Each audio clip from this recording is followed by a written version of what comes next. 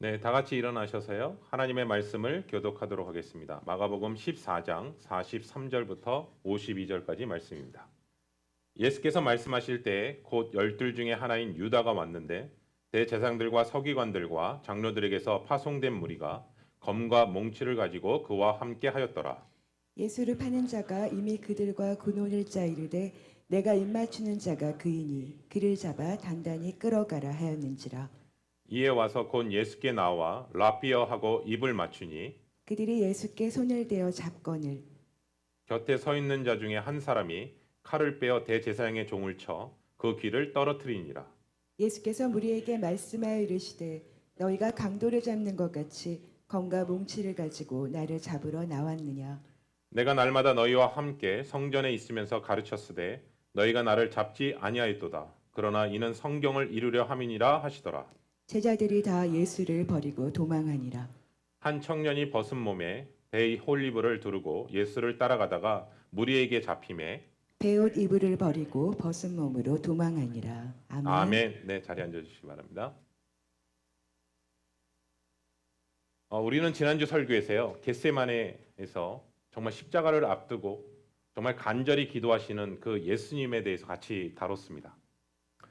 예수님의 영은 준비되어 있었지만 육은 연약했기 때문에 주님은 제자들에게 나를 위해서 기도해 달라고 계속해서 부탁하셨던 부분을 같이 나눴습니다.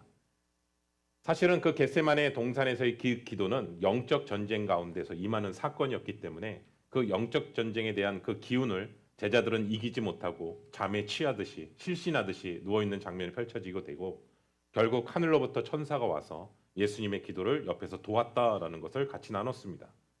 여러분, 예수님은요 완전한 하나님이셨고요, 또한 예수님은 완전한 인간이셨다라는 사실을 보게 됩니다.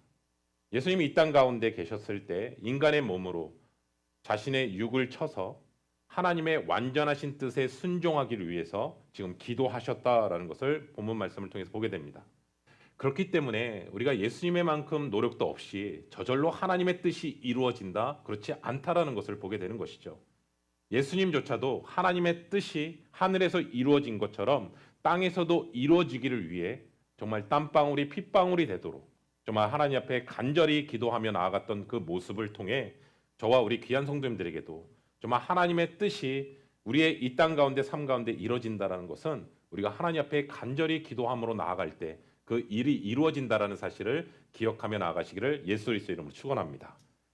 지금까지 우리가 마가복음을 쭉 읽다 보면요, 굉장히 잘 사용됐던 부사가 뭐냐면 곧, 즉시라는 단어입니다. 그래서 다른 복음서보다도 굉장히 시간적으로 빨리 지나가요. 그런데 14장 33절부터는 십자가의 정점을 향해 가고 있거든요. 그래서 그 정점을 향해 나아갈 때는 일주일 단위로 펼쳐지게 되고, 그리고 죽음 앞에서, 십자가의 죽음 앞에서는 시간 단위로 가고 있다는 거예요. 마치 마가는요 우리에게 지금 이걸 얘기하는 거예요. 지금까지 굉장히 급하게 흘러왔지만 지금서부터는 이 시간들을 천천히 유심히 봐야 되고, 이 사건을 통해서 예수님께서 어떠한 길을 걸어가셨는지를 우리로 하여금 하나하나 깊이 주목하기를 원하는 그 마음이 담겨 있다고 생각을 합니다. 오늘 본문은요, 세 번의 기도를 마치신 후에 예수님께서 예수님을 잡으러 온 가룟 유다의 일당들과 맞닥뜨리는 장면으로 이제 펼쳐집니다. 볼까요? 마가복음 14장 42절부터 45절입니다. 일어나라 함께 가자 보라 나를 파는 자가 가까이 왔느니라. 예수께서 말씀하실 때 그 열둘 중에 하나인 유다가 왔는데 대제사장들과 서기관들과 장로들에게서 파송된 무리가 검과 몽치를 가지고 그와 함께 하였더라. 예수를 파는 자가 이미 그들과 군호를 짜이르되 내가 입맞추는 자가 그이니 그를 잡아 단단히 끌어가라 하였는지라. 이에 와서 그 예수께 나와 라삐어 하고 입을 맞추니. 아멘. 여러분, 예수님께서는 그 세 번의 기도가 마치시고 난 후에 유다 일당들이 지금 가까이 오고 있다는 것을 아시고 제자들과 함께 맞이하러 나가시는 부분으로 펼쳐지게 됩니다. 오늘 같은 본문을 다루고 있는 요한복음에서 요한은 이렇게 표현합니다. 겟세마네 동산은 가끔 제자들과 예수님께서 모이셨던 곳이었기 때문에 예수님을 팔았던 가룟 유다도 그 장소를 알았다라고 성경은 기록하고 있습니다. 백성들의 소요가 두려워서 예수님을 잡을 수 없었던 바리새인과 서기관들은요, 가룟 유다를 통해서 그들이 파송한 무리들을 예수님과 제자들이 있는 곳으로 데리고 오는 장면으로 펼쳐지고 있습니다. 예수님을 잡고자 했던 그들의 무리는요, 칼과 몽둥이를 들고 완전히 무장한 상태에서 예수님을 잡으러 오는 장면입니다. 요한복음에서는 이렇게까지 표현합니다. 로마의 천부장까지 그 자리에 같이 왔었다. 그 의미는 뭐냐면 예수님을 어떤 대상으로 바라보고 있냐면 흉악한 범죄자, 그리고 살인자, 반역의 세력들을 끌고 다니는 사람으로 인식하고 있기에 그러한 모습으로 지금 나아가고 있다는 것이죠. 혹시라도 예수님이 저항한다면 무력으로 제압하려고 칼과 몽둥이를 가지고 오고 있다는 것이죠. 여러분, 그런데 저는 이 본문을 읽으면서 이런 마음이 들더라고요. 이게 얼마나 인간적으로 부질없는 짓인가. 인간의 노력은 얼마나 왜냐하면 우리가 마가복음을 통해서 읽어서 아시겠지만 폭풍우를 잠재우신 분이 예수님이시거든요. 그리고 수많은 사람이 온다 할지라도 몇몇 명이 예수님을 잡으러 온다 할지라도 예수님은 그 자리를 피하실 수 있는 분이 예수님이시거든요. 근데 그분을 잡겠다고 지금 칼과 몽둥이를 가지고 있는 무장하고 나타나는 모습을 통해 보게 되는 것이죠. 또 하나는 44절에 뭐라고 했냐면 가룟 유다를 향해서 예수를 파는 자다라고 소개하고 있습니다. 여러분, 예수님은 드러내놓고 가룟 유다가 나를 팔 것이라는 것을 이미 계속 말씀하셨어요. 그런데 자신이 팔 거라는 것을 분명히 제자들도 다 많이 들었는데 정작 제자들은요, 그 사람이 가룟 유다라는 생각은 전혀 생각하지 못했어요. 왜냐하면 가룟 유다는 돈깨를 맡은 사람이었거든요. 그리고 제자들이 봐도 이 사람은 너무나 신실한 사람이었거든요. 그리고 의로운 사람이었거든요. 그러니까 예수님을 팔 거라고 생각한 사람 중에 가룟 유다는 전혀 포함되지 않았던 것을 보게 돼요. 그리고 오늘 장면에서 어떻게 표현하냐면 예수님을 향해서 뭐라 하냐면 라삐어라고 얘기하면서 예수님을 향해 입을 맞추는 장면으로 또 펼쳐지게 되거든요. 그런데 우리가 잘 알다시피 이 장면은 가룟 유다가 라삐어 하면서 입 맞추는 이유는 군사 암호, 내가 입 맞추는 그 사람이 바로 예수다라는 것을 알려주기 위해서, 그 무리들에게 알려주기 위해서 그렇게 하는 모습인 것이죠. 왜냐하면 거기에 있는 무리들은요, 정확하게 예수님이 누군지는 알 수는 없거든요. 또 하나는요, 밤중이잖아요, 이 시간은요. 그렇기 때문에 정확하게 누가 누군지를 구별하기 어렵기 때문에 가룟 유다는 내가 다가가서 입 맞추는 그 사람이 바로 예수다라는 것을 알려주기 위해서 입 맞춤을 하는 것이죠. 그러니까 가룟 유다를 통해서 우리가 깨닫는 것은 뭐냐면 겉에 보이는 행동과 그 마음의 속의 중심이 너무나 다르다라는 것을 볼 수 있는 것이죠. 가룟 유다에게 있어서 예수님을 어떻게 호칭하느냐도 유심히 보게 되었습니다. 주님이라고 호칭하지 않고요, 라비어라고 얘기합니다. 다시 말하면 선생님이여라고 단어를 고백하고 있는 것이죠. 만약에 가룟 유다에게 예수님이 정말 주님이었다면,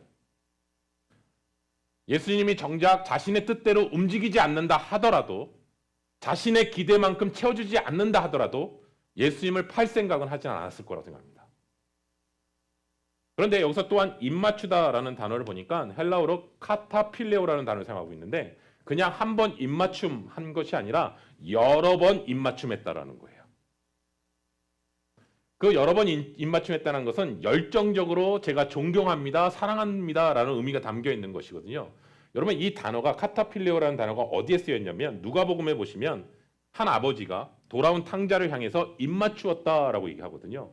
그러니까 아버지가 다시 돌아온 탕자를 향해서 너무나 보고 싶었고 너무나 사랑스러워서 입맞춤을, 그 장면이 이 단어를 사용하고 있고, 사도행전에서는 에베소 장로들이요, 바울이 떠나게 됐을 때 예루살렘으로 가는 그 장면 속에서 다시 못 볼 거라는 그 생각과 너무나 헤어지는 아쉬움에 있어서 바울을 향해 입맞춤했을 때의 단어가 바로 이 단어를 사용하고 있어요. 그러니까 사실은 너무나 아름다운 단어인데 지금 가룟 유다는 배신의 의미에서 이 입맞춤을 하고 있다는 것을 성경은 드러내고 있다는 사실인 것이죠.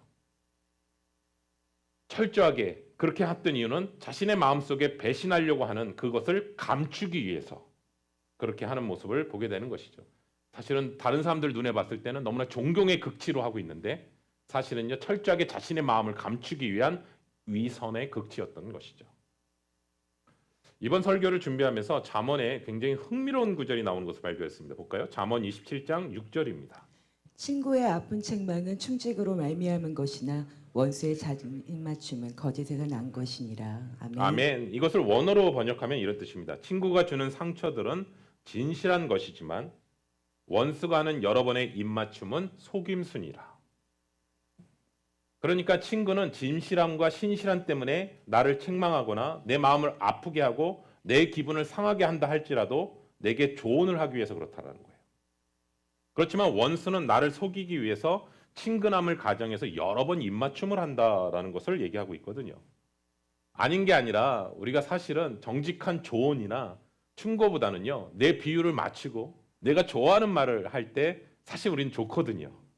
나를 불편하게 하는 말을 하거나 나를 좀 이렇게 하는 부분들에 있어서 힘들어할 때도 있거든요. 그런데 여기서 성경을 통해서 우리가 깨닫는 것은 뭐냐면요, 내가 정말 잘못하고 있을 때, 그리고 정직한 조언과 충고를 해줄 수 있는 친구를 옆에 많이 둔다라는 것은요, 내게 유익합니다.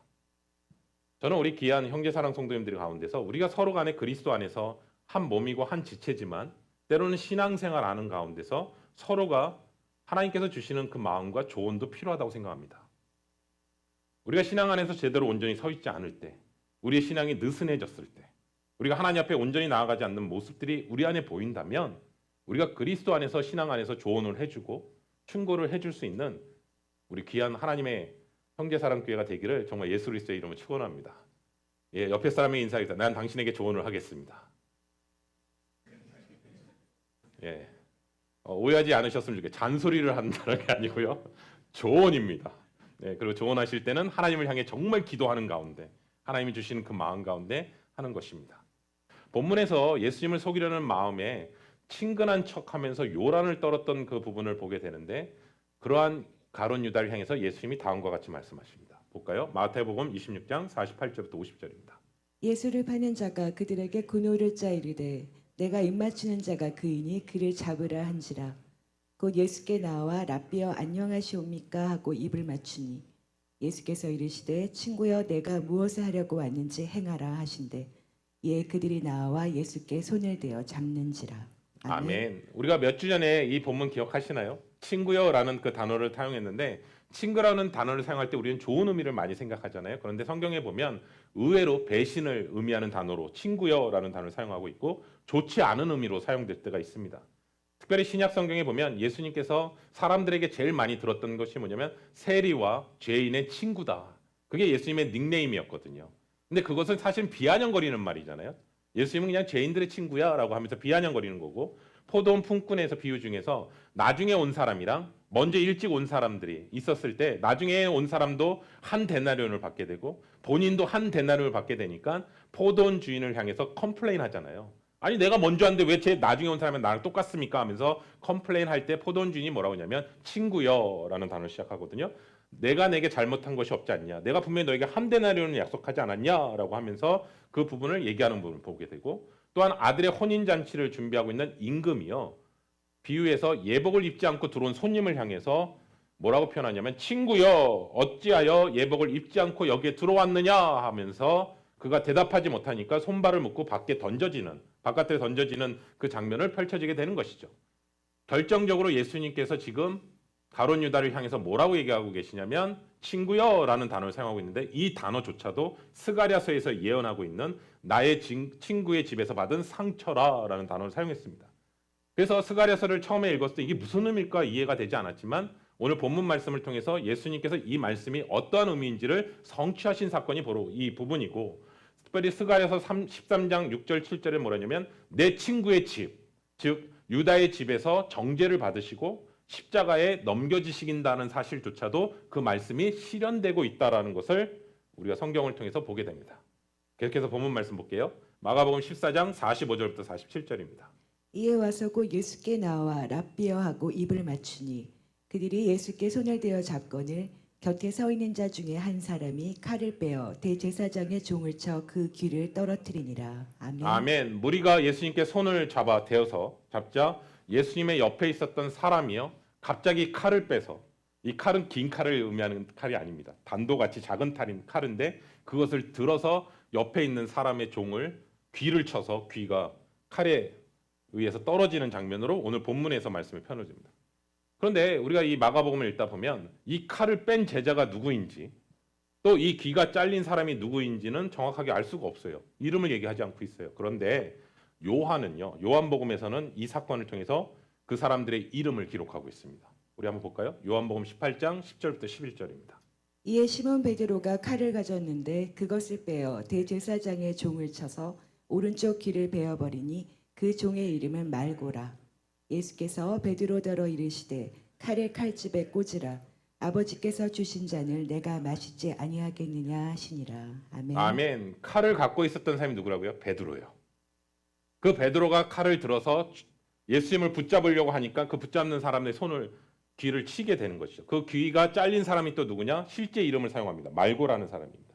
그 사람은 누구냐면 대제사장의 종이다라고 표현하고 있거든요. 근데 이 본문은요. 마태, 마가, 누가, 요한복음에 다 기록돼 있어요. 이 사건은요.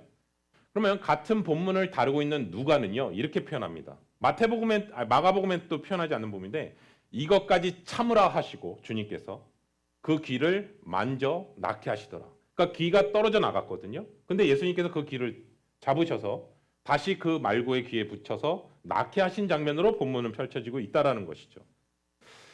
여러분 우리가 이 본문을 보면서 예수님께서 이러한 기적을 또 행하셨구나. 십자가 지시기 전에 이러한 일들을 행하셨구나 우리는 생각하게 돼요. 왜냐하면 그동안 예수님께서 많은 기적을 행하셨기 때문에요. 그런데 여기에서 기억하셔야 될 게 있어요.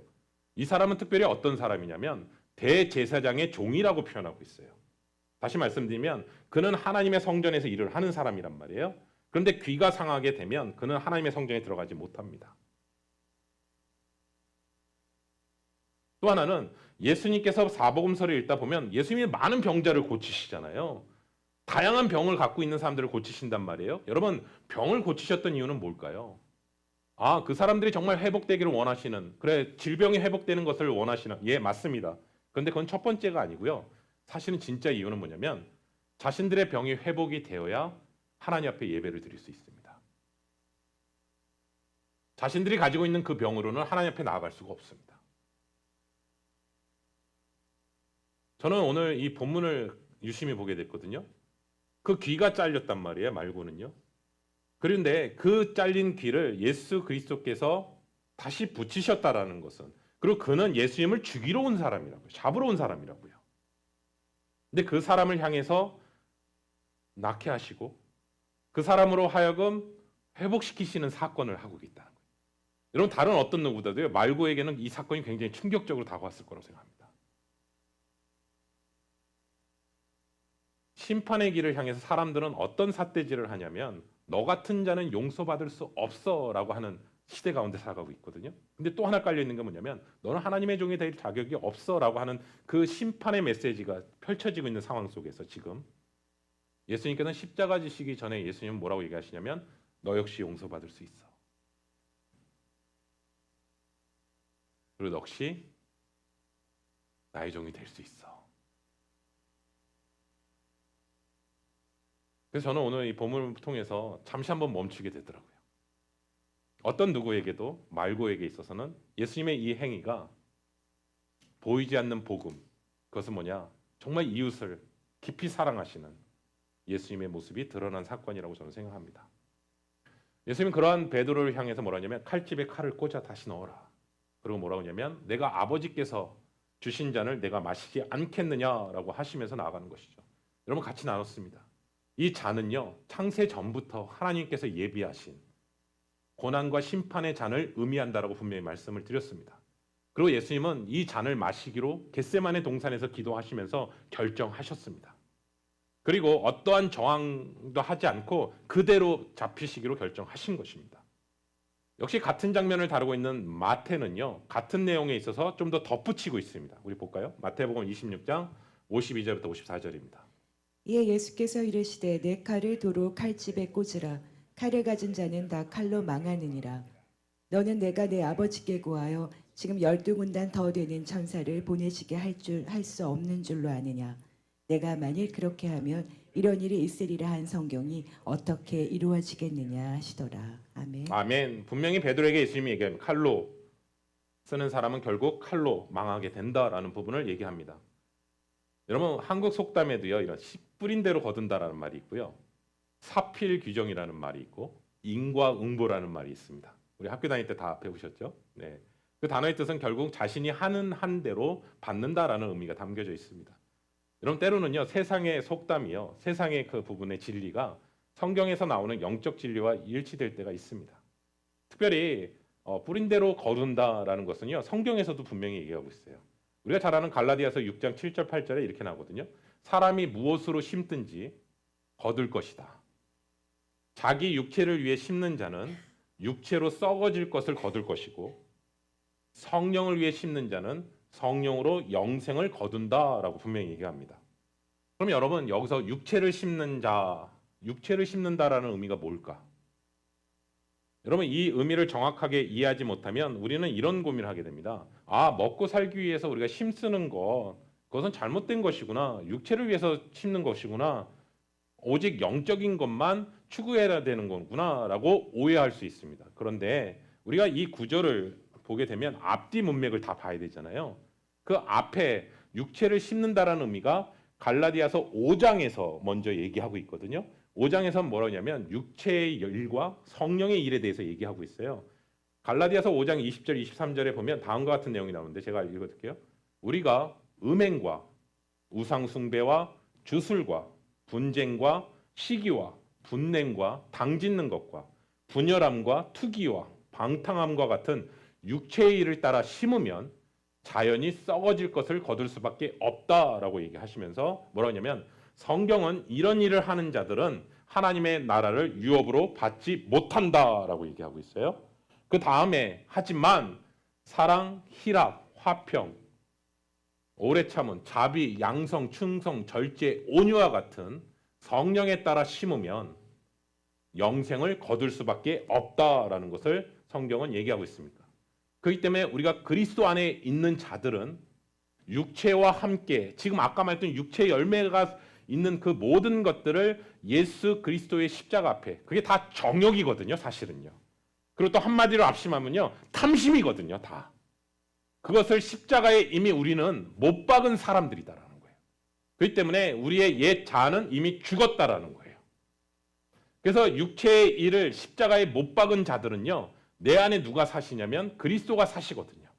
그래서 그리스도께 사는 사람들은 성령에 따라 살아가게 되거든요. 그렇기 때문에 성령에 따라 살아간다는 것은 뭐냐면 하나님의 뜻을 알게 되고요. 하나님의 뜻 가운데 하나님이 기뻐하시는 일을 하게 되어 있다라는 것을 얘기하는 거예요. 그래서 저는 오늘 이 말씀을 통해서 우리 안에 정말 성령으로 하나님께서 일하고 계시다라는 사실을 다시 한번 육체의 소욕에 따라 살아가는 자가 아니라 성령에 따라 살아갈 수 있는 하나님의 사람들이라는 사실을 다시 한번 기억하며 나아가시기를 예수 그리스도의 이름으로 축원합니다. 지금 그래서 베드로가 이러한 행위는 인간으로 보면 굉장히 의리 있는 행동으로 보일 수 있지만 지금 육체의 그 모습이다라는 것을 예수님께서 말씀하시는 것이죠. 예수님이 뭐라고 얘기했냐면 너가 지금 든 칼을 칼집에 꽂으라고 얘기하시면서 뭐라고 또 한마디 하시냐면 내가 아버지께 12군단이 되는 천사를 보내달라고 한다면 하나님은 보내주실 거라는 거예요. 그런데 나는 그렇게 하지 않겠다. 왜냐하면 지금 이러한 모든 일들은 성경에서 약속한 예언대로 이루어져야 되기 때문에 그렇다. 여러분 천사 한 명만 와도요 다 죽일 수 있습니다. 믿으십니까? 예, 12군단까지 필요도 없어요. 사실은요. 구약 성경에 보면 한 천사만 해도 다 죽일 수 있습니다. 여러분 이성적인 우리 성도님들이 계시잖아요. 그러면 한 군단이 몇 명인가요? 이렇게 질문하실 수 있잖아요. 한 군단은요 로마 병사에 있어서 6천 명을 얘기합니다. 6천 명이 한 군단이라고 얘기해요. 그러면 12군단이면 몇 명일까요? 또 우리 또 이과를 전공하신 분들은 바로 계산이 되겠죠. 네, 7만 2천 명의 천사입니다. 그러니까 이건 말도 안 되는 거죠. 그 사람들의 숫자를 다 뒤엎을 정도로 하실 수 있지만 하시지 않는다는 거예요. 그 이유는 뭐예요? 예수님이 이미 하나님의 뜻을 구했고 그리고 하나님께서는 영혼 구원을 위해서 자신을 내어주어야 된다는 것을 아셨기 때문에 마귀는요 우리로 하여금 칼과 힘으로 싸우라고 자꾸 얘기하는 거예요. 근데 예수님은 뭐라고 얘기하시냐면 순종과 사랑의 십자가로 싸우시는 거예요. 우리 계속해서 볼까요? 마가복음 14장 48절부터 50절입니다. 예수께서 우리에게 말씀하여 이르시되 너희가 강도를 잡는 것 같이 검과 뭉치를 가지고 나를 잡으러 나왔느냐. 내가 날마다 너희와 함께 성전에 있으면서 가르쳤으되 너희가 나를 잡지 아니하였도다. 그러나 이는 성경을 이루려 함이니라 하시더라. 제자들이 다 예수를 버리고 도망하니라. 아멘. 아멘. 마치 강도를 잡는 것처럼 그들이 다가와서 검과 몽둥이를 가지고 나를 잡으러 왔지만 내가 이미 성전에서 날마다 그들에게 가르쳤을 때 너희들은 나를 잡지 못하지 않았냐. 내가 지금 이 잡히는 사건은 성경에 예언된 사건대로 그렇게 하는 것이다.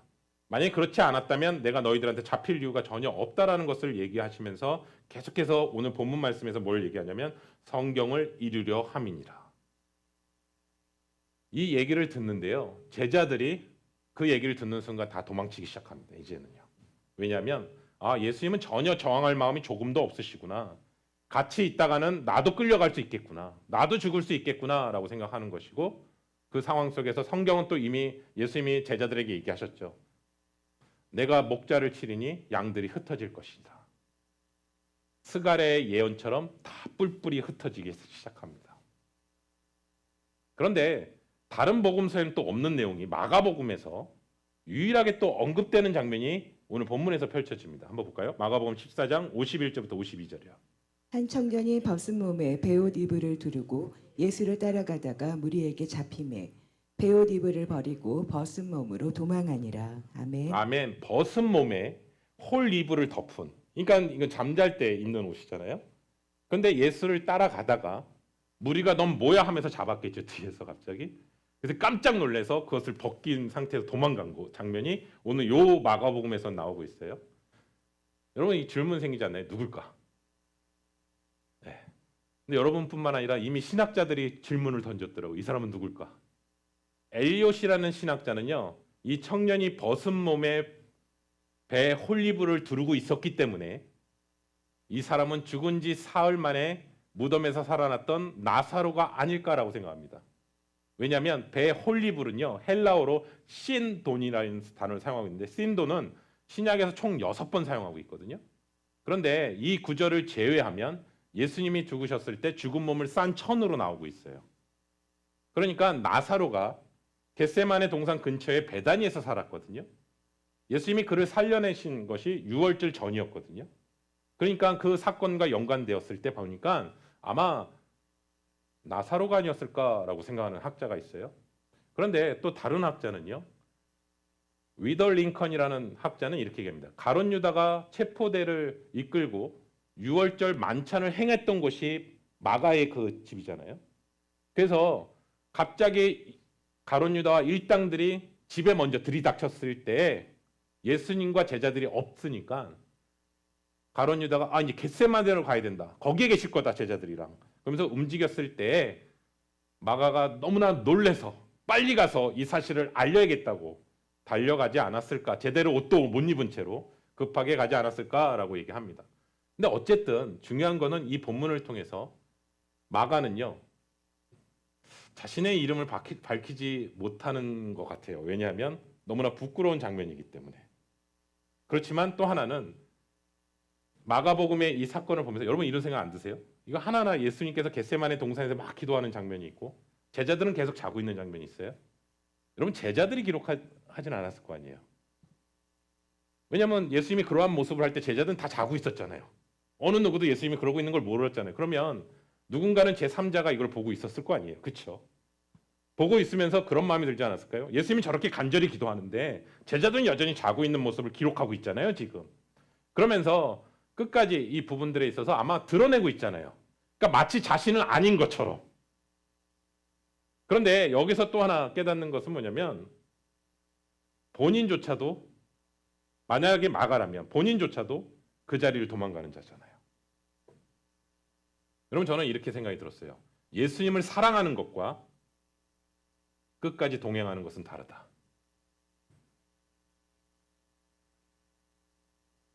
예전에 한 성도님이 저한테 이런 얘기를 하셨어요. 저는 목사님이 마지막 순간까지도 끝까지 순교하셨으면 좋겠습니다. 근데 그때는 그냥 이렇게 들었거든요. 근데 오늘 본문 말씀을 보게 되니까 여러분의 진짜 믿음은 여러분의 죽음의 현장 속에 처해 있을 때 드러납니다.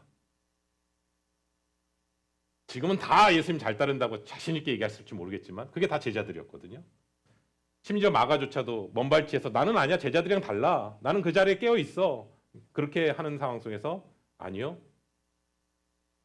너도 똑같다라는 거예요. 여러분 저는 이 말씀을 보면서 우리 순교까지 얘기했는데 더 멀리 가지 말죠. 예배 시간에 주신 그 마음조차 현실에서는 못 느낄 때 많잖아요. 현실의 벽이 너무나 커 보이면 어느 순간 다 잊어버리는 게 솔직한 우리의 마음이잖아요.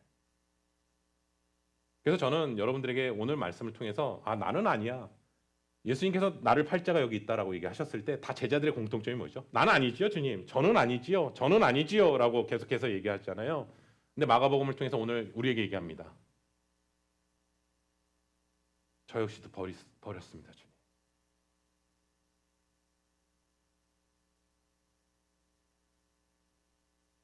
우리가 나중에 마가를 좀 더 연구하다 보면 여기만 버린 것은 끝나지 않습니다. 바울과 바나바 선교를 통해서도 또 버립니다. 주님. 그래서 마가에게 있어서 이 버린 사건은요, 그냥 넘어갈 수 없어요. 마치 이거예요. 우리가 신앙생활하는 가운데 예수님을 정말 버렸던 경험이 있거나 배신했던 경험이 있다면 그 사람에게 배신과 버림은요, 굉장히 충격으로 다가올 겁니다.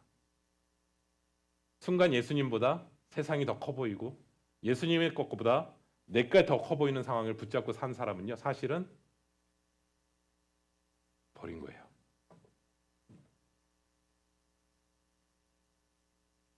뭐 우리가 살다 보면 이런 경험도 하잖아요. 믿었던 사람에게 배신당한 경험 있으시죠? 벌써 떠오르시죠? 이 단어만 해도요. 내가 정말 신뢰했고 믿었던 사람인데 그 사람에게 배신당했을 때.